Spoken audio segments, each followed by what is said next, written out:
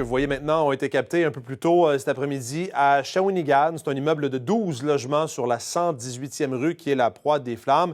Le chef des pompiers nous confirme qu'il n'y a plus personne dans l'immeuble. 2 résidents auraient quand même été incommodés par la fumée. On va en parler justement avec le chef du service des incendies de Shawinigan qui est avec nous au bout du fil.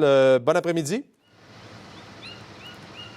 Oui, bonjour. Bonjour. Alors, dites-moi, Monsieur Lelièvre, vous êtes sur place. Pouvez-vous nous expliquer un peu ce qui s'est passé? Qu'est-ce que vous avez comme information à ce stade-ci?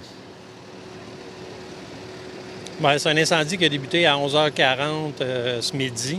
L'incendie a débuté là, au niveau du 2e étage. C'est propagé rapidement là, au niveau de la toiture, là, considérant là, que la bâtisse avait un toit mansarde. Là. Fait que, déjà au départ là, de la caserne des pompiers, il y avait une quinzaine d'appels qui avaient été logés au 911.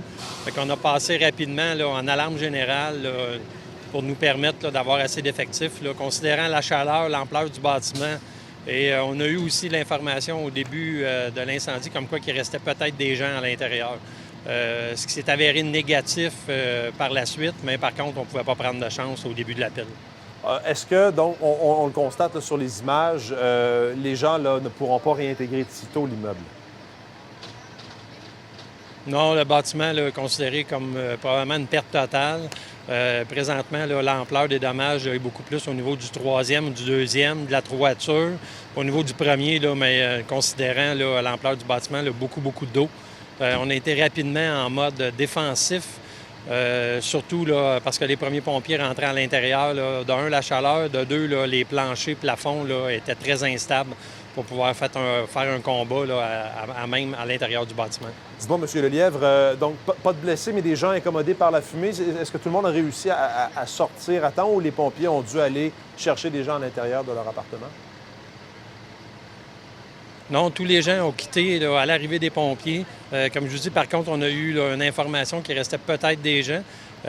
Par contre, là, quelques secondes après, là, quelques minutes après, là, on a eu l'information que les gens étaient sortis. On pense qu'il y avait environ là, 5 à 6 personnes là, qui étaient dans les 12 logements au total. Probablement, là, la température faisait en sorte là, que les gens là, avaient quitté là, pour des festivités ou pour profiter du soleil. Mais il y avait très peu de gens à l'intérieur des logements au moment de l'appel. C'est très tôt, là. Vous êtes sur place. Évidemment, l'incendie a été maîtrisé au cours des dernières minutes. Est-ce qu'on peut avoir une idée de ce qui aurait déclenché l'incendie? Non, présentement, là, on n'a aucune idée. Là. On est en train de faire des expertises. Regarder avec les gens aussi là, qui habitaient les logements là, qui ont été les premiers incendiés.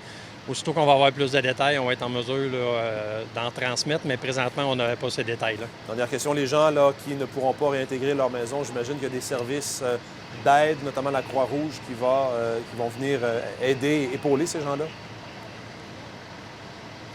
Oui, présentement, là, sur le total des 11 logements là, qui étaient habités sur les 12, on parle de 13 personnes, là, dont peut-être juste 2 ou 3 là, qui n'avaient pas d'assurance, là, qui vont probablement être localisés par la Croix-Rouge. Les autres personnes là, étaient prises en charge par leur propre compagnie d'assurance. Excellent. Donc, merci beaucoup. Je vous rappelle donc que M. Lelièvre est le directeur du service des incendies de Shawinigan. Merci d'avoir été avec nous pour faire le point là-dessus, François Lelièvre. Au plaisir. Bonne journée. Au revoir.